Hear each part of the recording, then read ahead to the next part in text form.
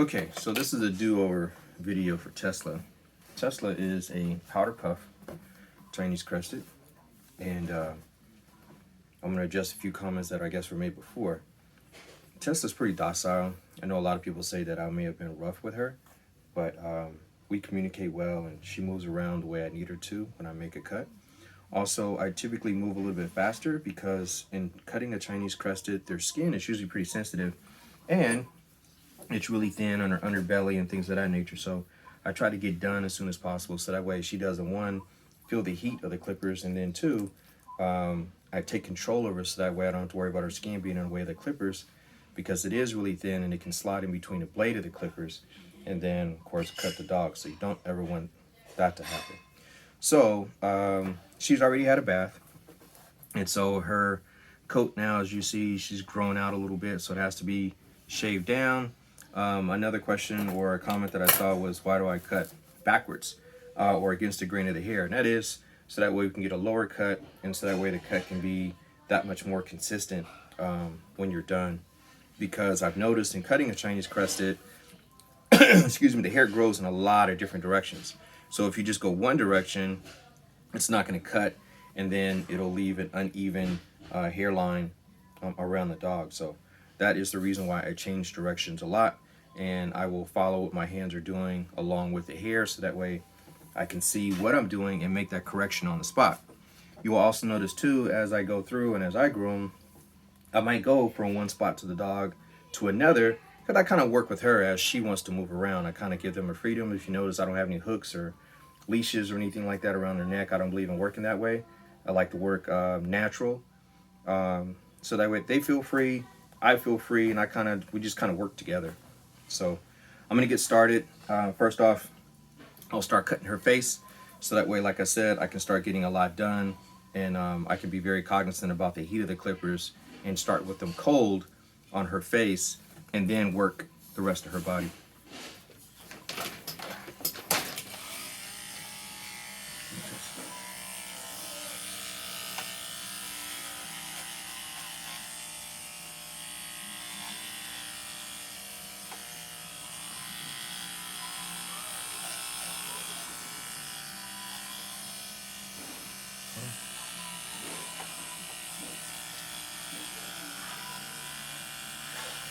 I'm gonna be very gently around the eyeball too. She would typically hold still. She knows the sensitive spots. And when we probably need to be careful, we also want to be careful too not to cut her eyelashes. So these are the, see, I roll with her. She wants to turn her head. Okay, that's fine. We'll work on the other side. I'll come back and finish up later. Sometimes remembering where you left off can be an issue, but again, I'm used to it and skipping over the dog and coming back. See, we're back on the other side. So she's moving her face on her own, and I just roll with her. So not this. Okay, so now we got to go under her chin. And then now I'm going to do the bridge of her nose.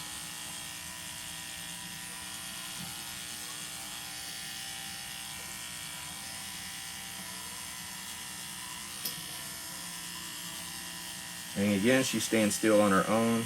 I'm not coordinating anything. I'm working as she works. She wants to move, I move.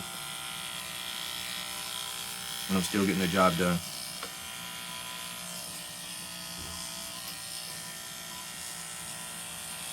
Which is another reason why it was kind of surprised when people thought I was being forceful with her. Like, I let her do what she wants to do. I don't force her to do anything unless it's a safety issue. I want to take control, so that way I don't cut a particular part. Stop, stow test.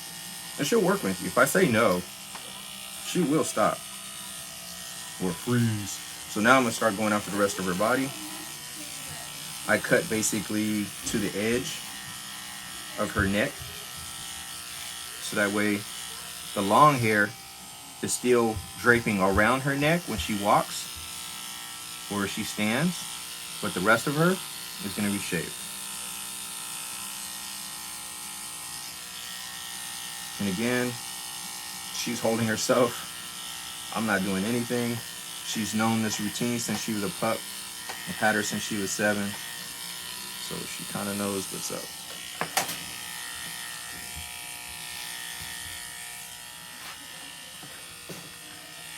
Now we're going to get that underbelly. You also want to be careful of the nipples too, because the nipples can get caught in that blade. And this is when her hair gets tricky. Also, I stretch her out this way because this hair here, her skin here, I like to pull taut, so that way it doesn't get caught in between the clippers. Because it will. If you go the other direction, or if you split it, or as soon as you come up on that hind leg, this hair here, especially since you got to go different directions, it'll get caught between the blades. You got to be careful about that. And anytime you know that you're going to come across areas that are going to be skinnied out, what I usually do is I'll roll the skin around the limb or whatever that area is, so that way I can get a nice clean cut.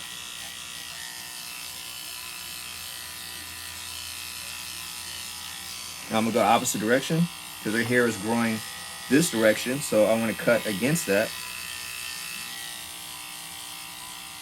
Again, so that way I can get a consistent cut.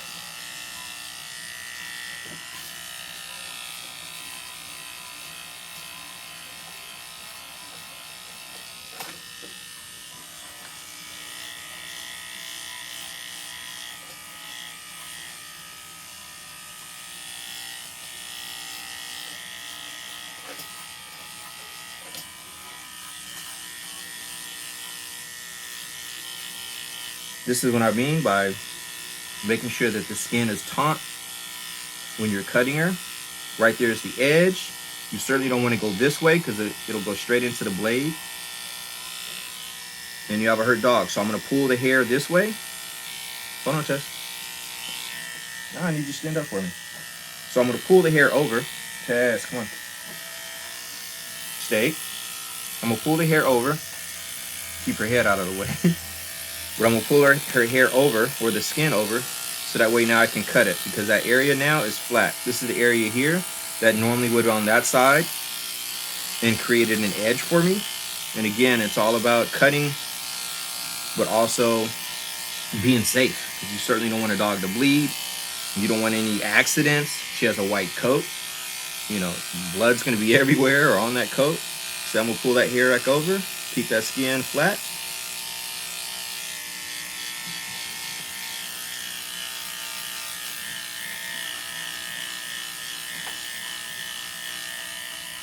Get my rhythm back.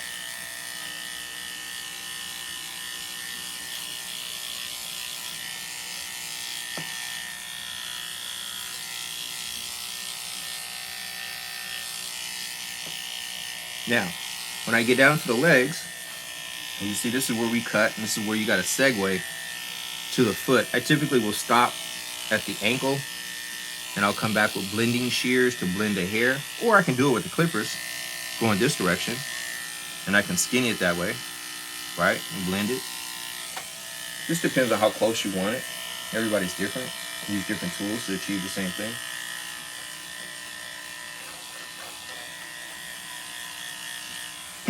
Tail length, I'm gonna go against, turn it around, I'm gonna go against the grain because I want it nice and low. And that's how I'm gonna do that.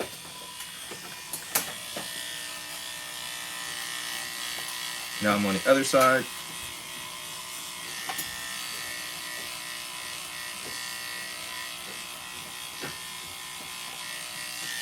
And again, she's moving freely, so I'm going to get around as fast as possible at her pace, my pace, and we all work together.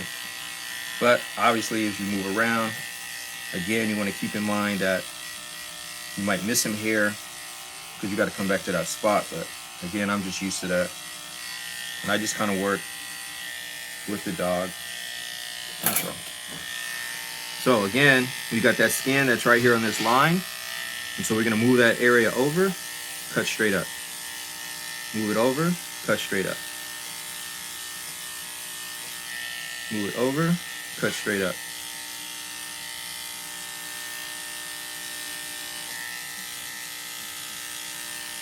And I can't stress enough, But you always want to be cognizant about that skin going in between these clippers.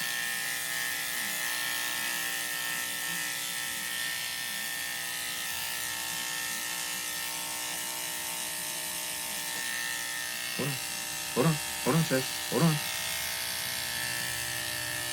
Good girl.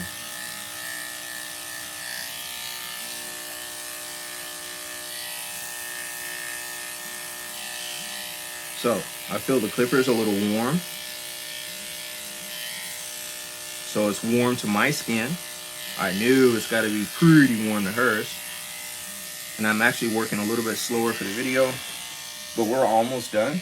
I got to do her front legs, but we're going to get done pretty quick here.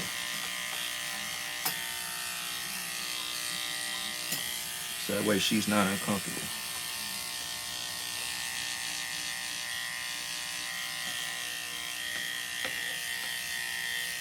You can see how clean our legs are now. Looking like Marilyn Monroe for crested. Again, I'm coming back in the area where I was already.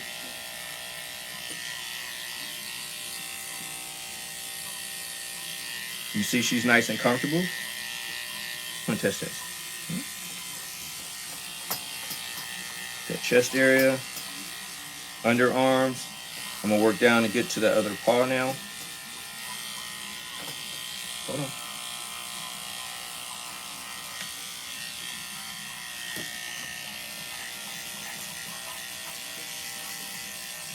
Now, I notice on her front paw, her hair grows a lot of different directions. She's got a lot of muscle up here.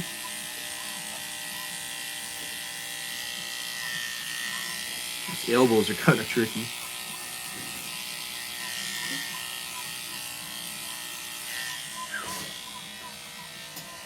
Hold on.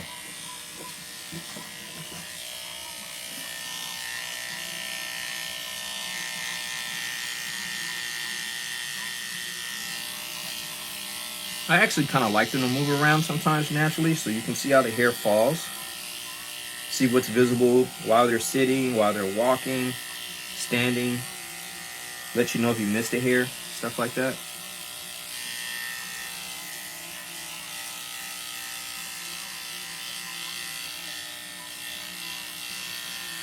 Hold on, Tess.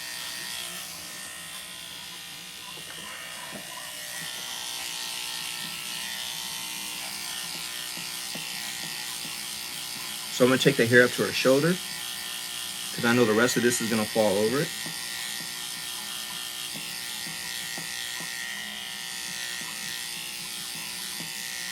And I don't groom to a particular spec. I groom based on what I've seen in pictures, based on what I like, primarily. So a lot of people might say, well, that's not what a textbook says. I don't care about a textbook, because textbooks were derived by somebody's opinion. And if I make changes, then I make changes. So we got some hair going opposite direction. Again, pull that skin.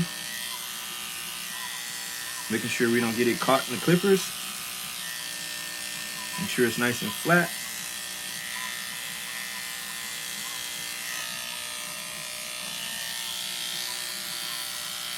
So it gets real thin right here. So still got to cut it. So we're going to pull it. And then we cut. Nice and safe. And we're getting the job done.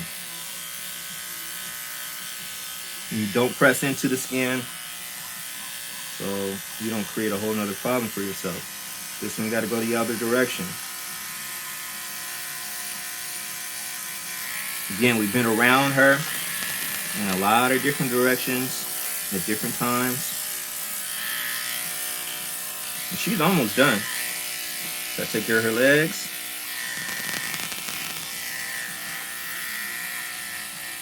Again, I'm going against the grain so I can get all that hair.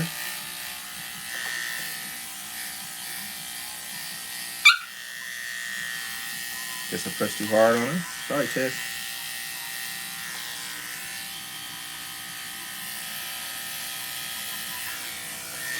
These elbows are always a little tricky.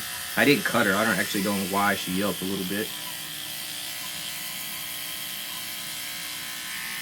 What was wrong, sis? Oh, girl. And then she's moving naturally on her own. That neck again. Damn. Right?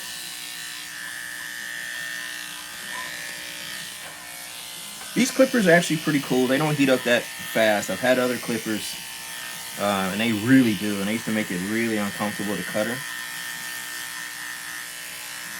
It was uncomfortable for me because I knew about that heat.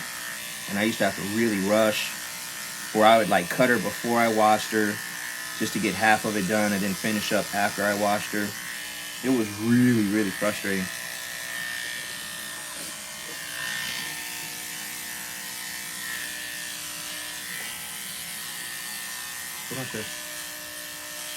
Getting in the joints and the elbows are kind of tricky sometimes because, again, safety is an issue.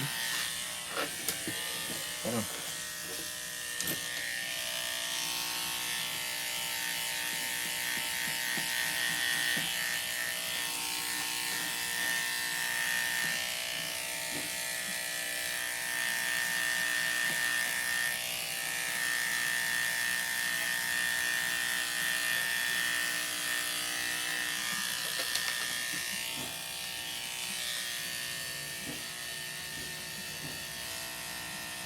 Now that she sat down on her own, I got to change her position. I kind of hated that, but I would start working on her underbelly. But I have to keep her focused now for you guys. I go the opposite direction on her tail. Hold on, Tess.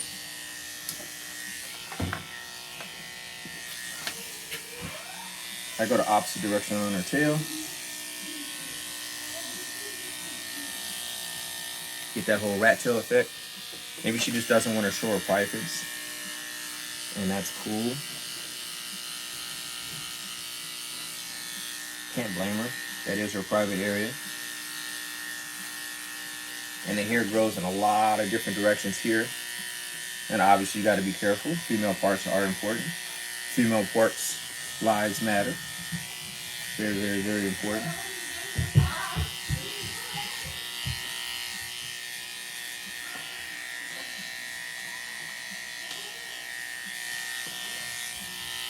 Inside of the leg, we were, I think, like 95% done now, if not more. I typically go like 1 inch to 2 inches on the tail. I will go back the opposite direction that I cut to segue the fur out to the rest of it. So backwards here at the bottom, right? And then as we get closer to the top, we're gonna change directions, and then it'll segue out to a puffy tail.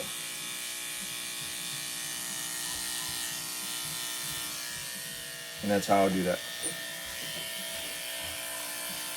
Again, with the ankles, you want to be careful about the thin skin. Good girl.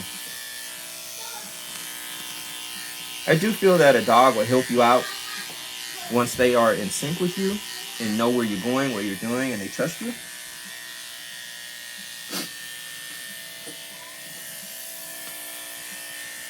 That's kind of it.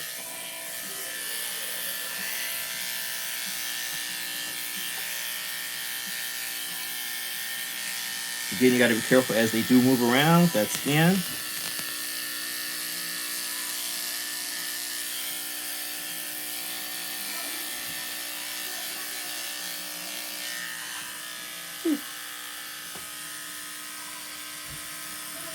Starting to feel like you got hair on my face. All right.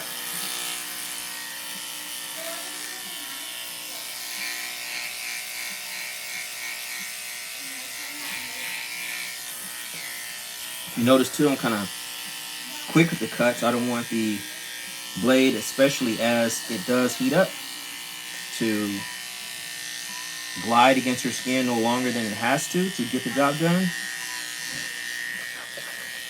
I like to get in and out like little grooming ninja.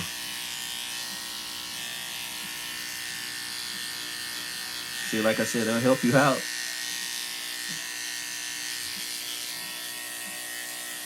Start seeing the muscle tone come in.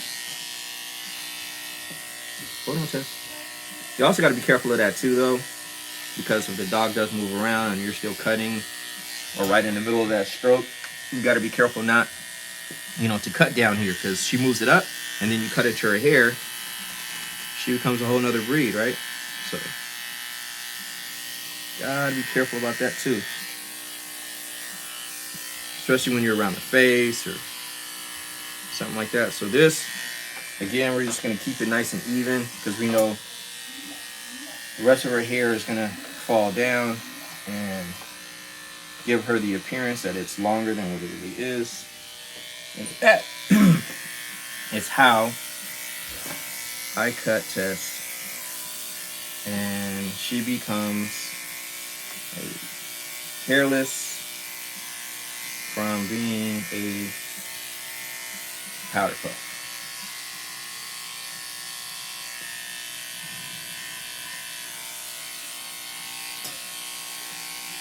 Come on, Tess.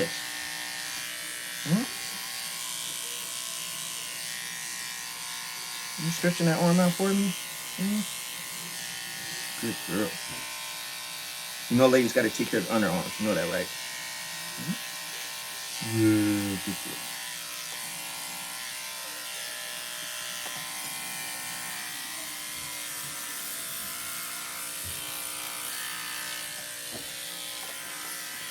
And now we have the hairless crusted. Hold on, Tess.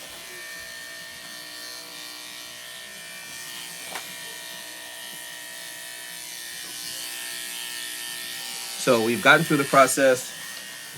No bleeding, no yelps. Everybody cool. And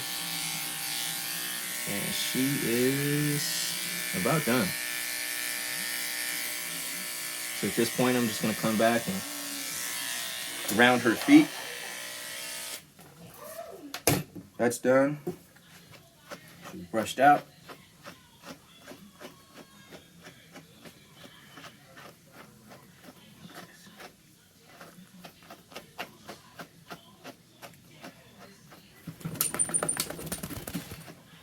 Again, they like to help you out. So we'll do her feet, right? Hold on, Tess, hold on. They gotta see. I've got curved blades. I've got two different sizes. I've got a 3-inch and a 6-inch. Sometimes I'll do this while she's standing up. So she's putting pressure on her foot and splaying the hair out. But I kind of know how she stands, so it's no big deal to me. So she's got all this fur down here, huh? But see how it's nice and even? So I want a nice round toe or foot, paw. Whoa, whoa, whoa. So I know she's nice and even.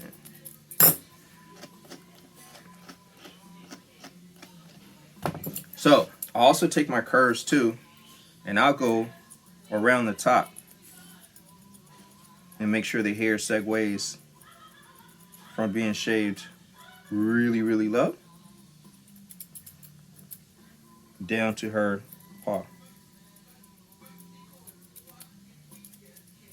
Now, you could do it this way. You can do it with the thinning shears, but I just think it takes longer to do it that way. So I will use my curves and do it.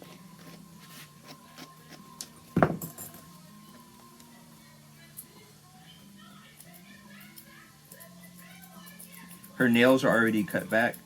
Actually, not cut, because I never cut. I always use, hang on.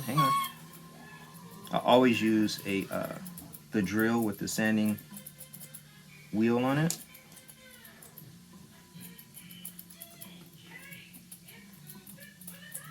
Otherwise, they always sound like they're tap dancing.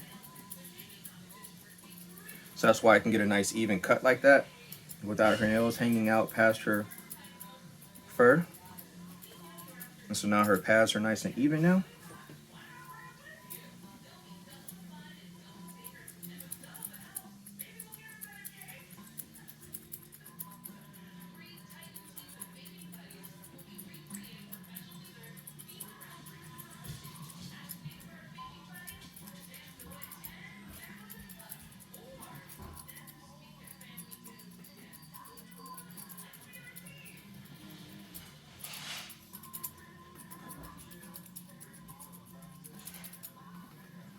Damn, look at that. Hang on. I gotta be able to see. Yeah, girl. Good girl, that Chessie.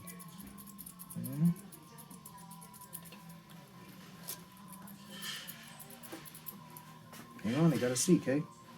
Stay. That girl. Good girl, Tess.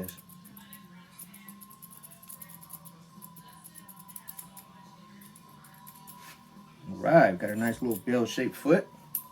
Excuse me, paw. Don't want to disrespect people out there in the paw world. Huh. Yeah, I got paws, man. So again, you could do it this way, or you can do it while they're standing. A little bit more difficult, I guess, when trying to get all the different perspectives on camera.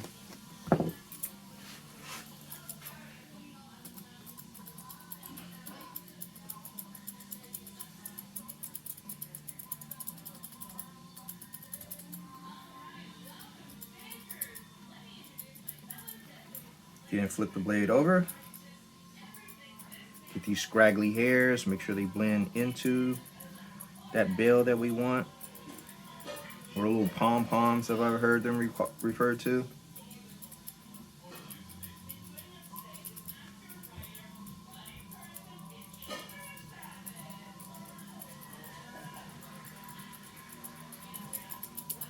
Bam, look at that. Woo-wee.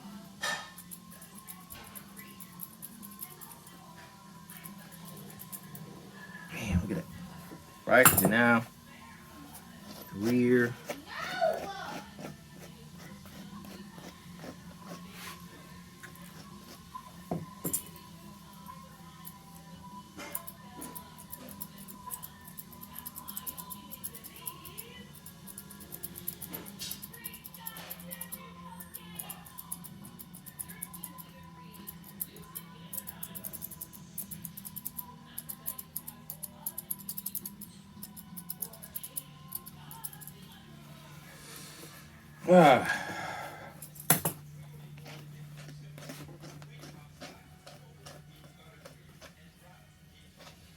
I see some hair that's a little inconsistent, so probably cut that in a little bit.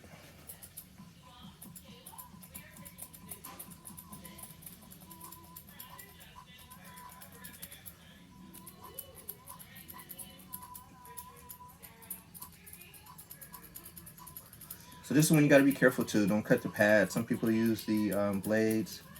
Gotta be careful not to cut a pad. You cut a pad, especially with these scissors. Oh man, they can bleed out pretty quick, and that could be a serious problem. So I slow down when I cut around here, but I also keep that powder, the coagulating powder. Stop, Tess. Close, just in case, because you know we're all human. We can make mistakes. But that powder is huge. It'll stop that bleeding right away. Stop. It's usually used for if you cut nails and you cut that quick in the nail. It'll stop the bleeding like a plunger. I always highly recommend you have some of that. It's usually kind of pricey. It's like 10 or 12 bucks or something, I think, for a little. Stop. Tess, stop. For a little container of it, that's probably the size of a quarter. But I highly recommend every groomer having some. I mean, literally maybe 12 inches away from yourself, because if there's an issue, you want to be able to get a hold of it quick.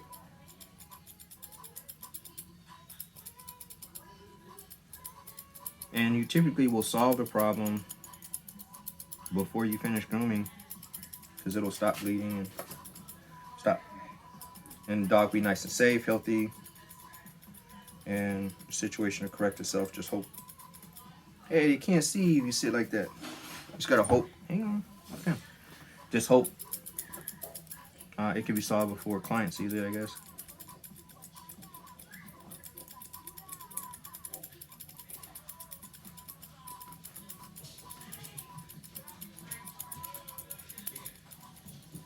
So we're about done with Tess. I know her tail has not been combed out. Let me do that real quick.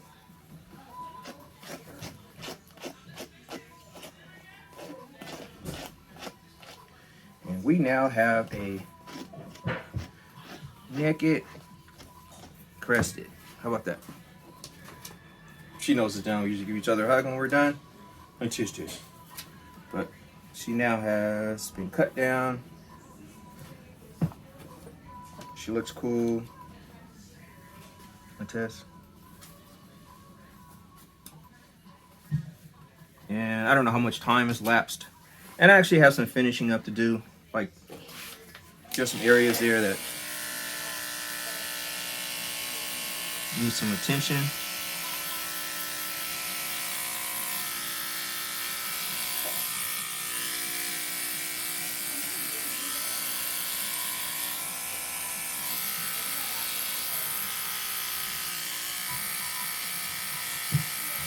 Like so.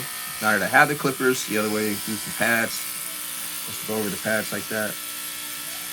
But oftentimes you don't get all of the hair, so that's why I would typically do them with scissors, just carefully.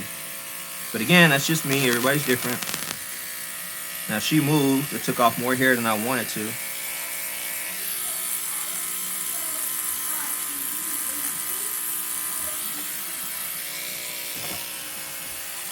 Looking good, looking good.